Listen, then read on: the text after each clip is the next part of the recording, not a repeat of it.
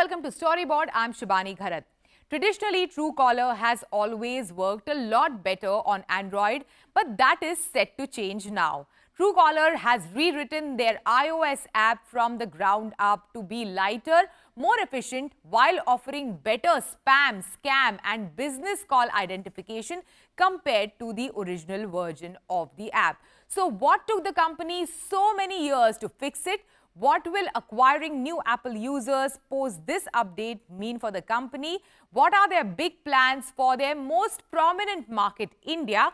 We are getting these questions answered from Alan Mamedi, co-founder and CEO of Truecaller. Alan, welcome to CNBC-TV18. Thank you. Thank you for having us. So, Alan, traditionally, Truecaller has always worked better with Android devices, but now you have an improved iOS app. What took you so long to fix it? Well, it's a very good question. So I think there's been many factors into this. One is that only 4.5% of our user base is on iOS. So we haven't really spent time and resources into improving it. But now that we see a bigger potential in a near time future, we felt that it was time to just rebuild it from scratch. So we built it from the ground up. And we made sure to build technology around this to make the experience even better. But it goes from making it faster to start up to basically using the APIs that exist to make it even better. And the app size is half the size of what it was before, so it makes it easier for a user to download it faster from the app stores and so forth. So we've been doing a lot of investments. Also, as you mentioned that you have built it from ground up, rewritten it from ground up. Can you explain what are some of the major, larger changes that we will see on the app, on the iOS devices? Well, I think for new users, they will experience, a much better onboarding experience when they start using it. We made sure to help and handhold the user so that they enable the right permissions so that we can preload the data into the device to make it even better. For existing users, I think what they will notice is a nicer design, of course, but also all these speed improvements. But I think what our users really care about is, does it work? Will I see, if it's a sales call or a scammer or, who's this business calling me? And these are the things that we've 10x improved, on the iOS product. Alan, also India is one of your key markets, and Truecaller India has been running like a couple of interesting initiatives focusing on women's safety over the past few months. If you can share with us, how have they worked for the brand and which one has been your favorite in particular? That's right. We've done a lot of initiatives during the year, but also this is something that we've been doing for the last 5 or 6 years, I believe. And the reason why we started to work a lot in this field of safe communication for women is because almost half of our customer base are actually women. And why do so many women use Truecaller? Just like my sisters and my mother, they feel unsafe when they get calls from numbers they don't recognize. And I think it's a universal issue and challenge. So many of the things we've done, during the year has been focusing on the big towns in India, but also the tier 2 and tier 3 towns. Some of my favorite initiatives that we've done that came organically from the company, from the teams, was promoting the women helpline phone number, which many people is not aware of. Who do I ask for help when I need it, basically? So the team created a shortcut so that women can easily find the number and call it. And the numbers that we've seen from the organization has been staggering. It's 100% increase in terms of numbers, and these are all very legit, high quality calls from women who don't feel safe. Plans. What are your big plans for the country in the coming months? Yeah, I mean, every metric has been growing very nicely during the last 12 months, I would say. And it's something that we're, of course, really proud of. And we've done a lot of investments in expanding the organization in India. I mean, the team, we have 3 different offices now, one in Bangalore, Mumbai, and Gurgaon. And in total, the India organization is around 250 people, which is larger than even our Stockholm office. And the team is working on many improvements in the product that only they can understand because they're on the ground. So we have a lot of investments planned for both growing the organization, but also making the product better, I would say. All right. Thank you so much. Thanks for joining us today and sharing these insights with us. Thank you very much for having us. It is time for a short break. On the other side, we have Puneet Das, President, Packaged Beverages, India and South Asia, Tata Consumer Products, speaking to us about their consumer engagement initiatives for the past few months and the festive season, and how do they manage their hyper-local, near-me customer journey from discovery to transaction.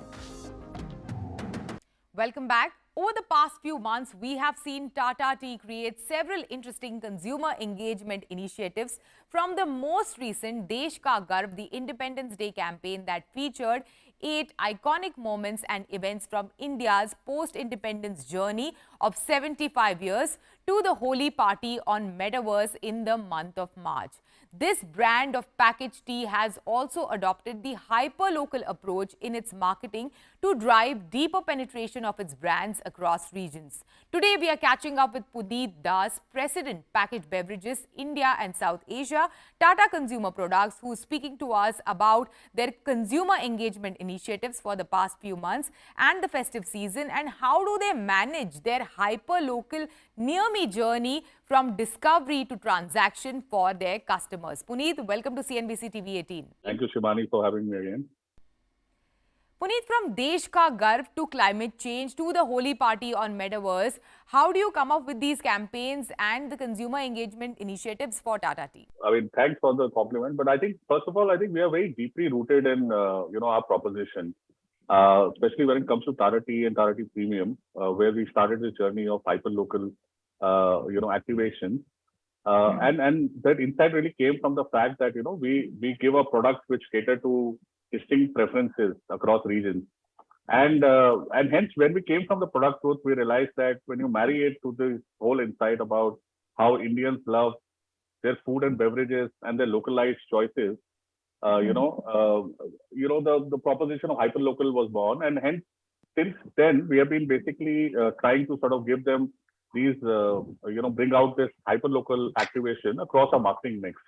So, for example, even when it comes to TTP's Holi party in Metaverse, the effort was really to leverage the growing power of digital storytelling and personalization as a means to connect to our consumers. So while we stayed true on a hyperlocal journey of bringing Holi alive, we really leveraged the power of digital to give our consumers a very immersive experience.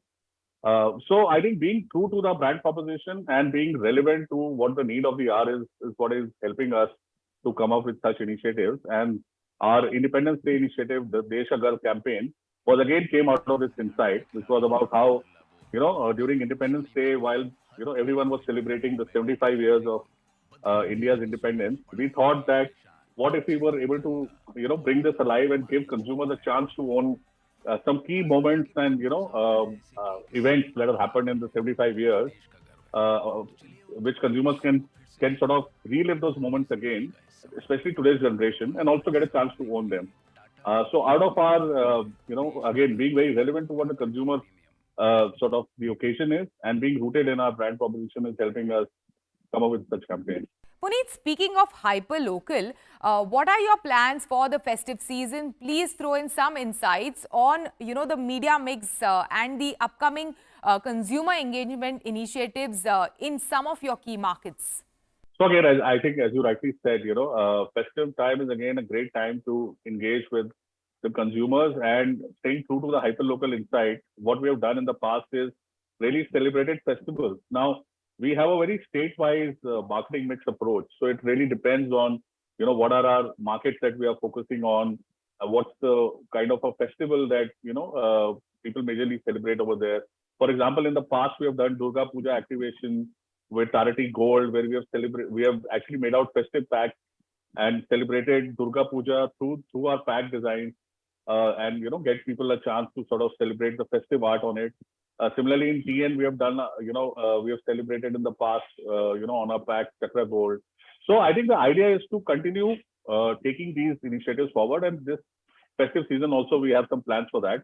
From a marketing mix point of view, see, when you're doing a hyper-local strategy, digital plays a big role because you obviously have to sort of target them, in a sense, region-wise or state-wise, and digital can really help you do that, besides giving you the reach.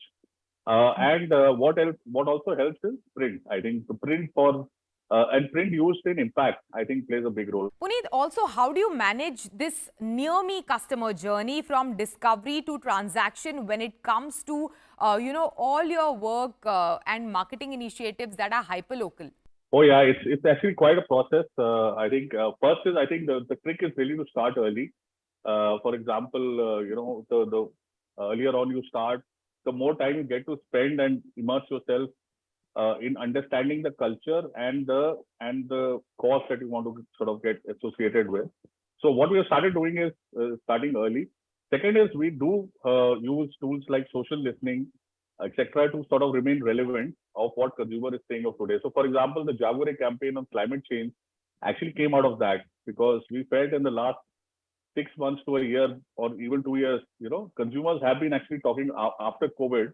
If you take away the COVID impact, in general, what consumers are talking about, especially the youth of today and even the children of today, are talking about how the planet is getting affected by climate change and how it's now started affecting them and their future is at stake. So we use those social listening tools to then see that, okay, is this something that we feel as the brand we can sort of talk and do something about it, make either a positive impact or spread awareness about it.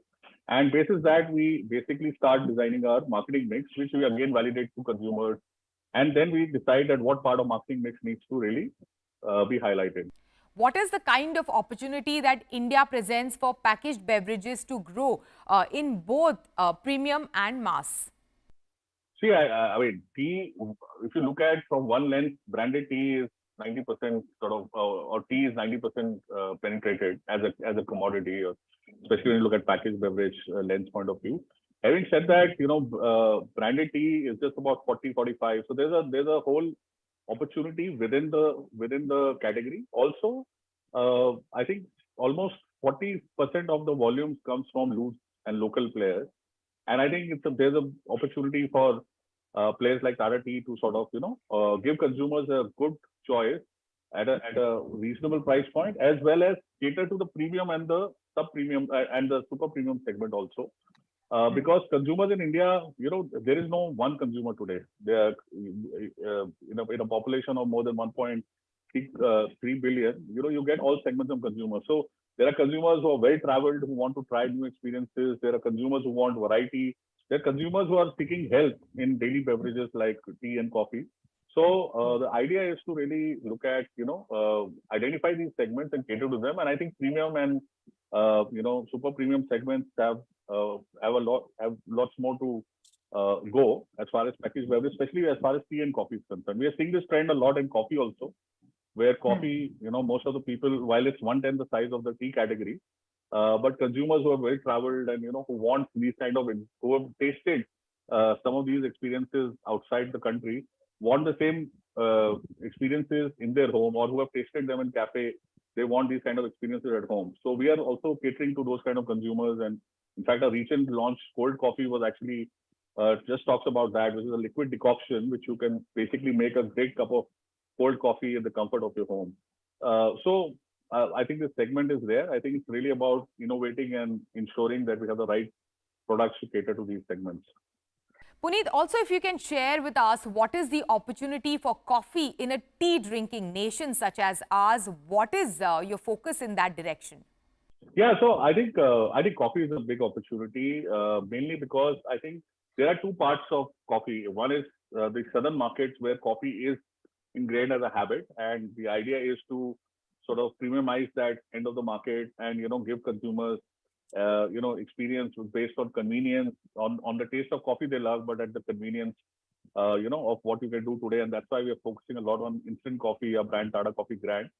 And what will be your key focus areas for packaged beverages of TCPL? See, I think, like you said, the festive season is about to start. So our focus remains on driving hyperlocal marketing mix to leverage the festive season on our established brands. Health and wellness, I think, continues to be a key area of focus for consumers. Looking at working on continuously premiumizing and getting our learnings on D2C. Thank you so much. Thanks for joining us today, Puneet. Thank you. Thank you so much. It is time for a short break. On the other side, we have Anup Manohar, CMO, Axis Bank, joining us. Welcome back. You're watching Storyboard. Axis Bank is launching their Dil Se Open campaign with a new refreshed thought. To tell us more about it, we are joined in by Anup Manohar, CMO, Axis Bank. Anup, welcome to CNBC-TV18. Thank you, Shibani. It's a pleasure to be here. Anup, first of all, tell us about your thoughts and insights behind the 2022 Dil Se Open campaign. Right. So, Shivani, our bank, as you know, is on a transformational journey. We started this journey sometime in 2019, 2020. And at that time, one of the questions we asked ourselves is, who are we, right? And we had a lot of discussions internally. And what came out of those discussions was the fact that our employees, we found out, had routinely gone above and beyond what was their duty to help service our customers. And from that was born the idea of Dil Se Open, which is our identity. So we did a campaign back there in 2020. Now, over the course of the journey that we've been having last year, we then again looked at ourselves and asked this question, saying, okay, so we are Dil Se Open, that's our identity, but what does that mean for the customer? And it led us to existential questions like, why do we exist? Right? Why does Axis Bank exist? And we had thoughts around, what happens when a bank opens a branch in a rural location? Right? Banks, as you know, the primary job for us is to lend, right? And what happens as a consequence of us lending is that the economy tends to grow. Now, when that happens, then the other question we had to ask ourselves is, okay, how is Axis different from any of our peer banks, right, who do the same thing? And that's when you realize that if you take our DNA of being open and you fuse it with the fact that we bring financial power to the consumers in that region, we create something unique. And we define that as our shared purpose, which is creating lasting value for our customers by helping them achieve their dreams, right? So it's our openness that comes in, it's our financial resources that we bring, and it's also the drive that the customer brings. Yeah. So essentially, the insight behind what we wanted to do, especially in the banking and financial services industry, where customers are really sometimes talked down to, is the fact that we wanted to play to our strength. And the core insight is that true customer delight in this industry can only be delivered by humans. Okay. And if you can also share or throw in some light on how has marketing a bank really changed in the past 2 years? Because since you mentioned the first time you launched Dil Se Open was prior to the pandemic. So you're right, Shivani, a lot of things have changed in the past 2 years, especially because of, like you said, digitization, and on the other side, social media, right? So with the pandemic, the consumers have actually changed how they behave. So let me split my answer into two parts. So first, how has marketing changed? I think fundamentally marketing used to be, and in our country still remains, what I call a one-to-many conversation, where we as banks or like large companies speak to customers and they listen. But what's happened with the shift in digitization and social media is that now consumers have more power in the conversation. Conversations are no longer one-to-many, they're actually many-to-many. So the trick for a marketer is to be part of the conversation, even though you're not in that room. And especially in the financial services or any service industry, word of mouth is a very strong driver of choice. So as marketers, we now need to be focused on building communities rather than landing messages or campaigns. And that's one of the endeavors that we are trying to do with this. It's not just a TV campaign, but we follow it up as a long-term conversation. Secondly, like you said, banking, BFSI, is probably one of the most disrupted industries by technology today, right? If you look at it in India or globally. And like you said, India, the pace at which it's getting disrupted is much, much faster. So as a bank, we obviously have to think about the here and now, and we also have to think about tomorrow. And one of the things that we have had conversations in internally is that while banks might not exist in the future, banking still will.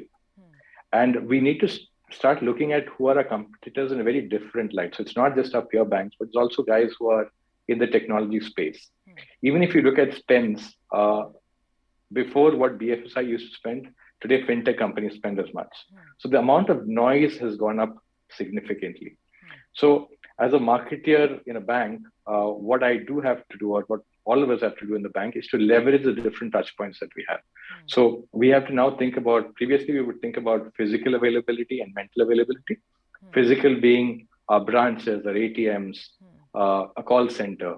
And mental availability is what you do with a normal marketing campaign, right? So you try and build recall awareness. But there's also now digital availability. And the trick is to manage physical, mental, and digital availability and almost like triangulate it for every customer. And I think that's how marketing has changed. So again, I'd like to reiterate that this is not just a TV campaign. TV is part of the campaign, but we have to do it digitally as well. So I'm, taking away two crucial things from whatever you just mentioned right now. One is that consumer has more power in the conversation, in the communication, and you are looking at who is your competition in a new and a different light in the past 2 years. Having said that, what are some of the key challenges faced by your consumers, and what are the solutions that they are looking for that you're willing to provide to these consumers? Digital is real, right? And it's affecting our consumers' lives in a lot of ways. So previously, there used to be that security of a transaction when you walk into a branch, you sign a paper. A lot of those things are now going online, right? And one of the responsibilities of our organization is to actually then educate the customers on what safe banking looks like. What are the things that you should and should not do? So that's one big focus area for us. We've done a couple of campaigns in the past on safe banking. And what we try to do is partner with enforcement agencies. So we've done one with Mumbai Police. Last year, we did one with Gujarat Police. So the idea is to use the guys who enforce law in the country as partners when you do this, because this is not something that just we need to do. Our entire industry needs to do it, and as many people as we can partner is going to make the message more and more clearer. So I think that's one big thing. The second thing is, as we go deeper into Bharat, as we talked about earlier, how do you practice financial inclusion, right? It's not just about trying to sell a product, but also trying to educate them about what's available out there. What are the things they should do? What are the things that they shouldn't? What are the right financial practices? And this is not necessarily restricted just to Bharat. It's as a bank, we sell to the entire spectrum, right? So starting from somebody who's just got their first salary to people who have retired. So our job is to educate consumers on both financial literacy and also digital literacy in the context of what we do as a business. That's probably what I think are the two important things for us to do, Shivani. Anup, thank you so much. Thanks for joining us today, and thanks for sharing these insights with us. Thank you, Shivani. Thank you for having me. It's a pleasure. And now, before we go, we have an announcement to make. For over 2 decades as a TV show, Storyboard has championed and chronicled the business of brands, the rise of Indian advertising, and a flourishing brand marketing ecosystem. Today, we are building on that legacy and taking Storyboard to the next level as a destination for modern marketers building legendary brands. Storyboard 18 has a new home on India's largest business news portal, Money Control.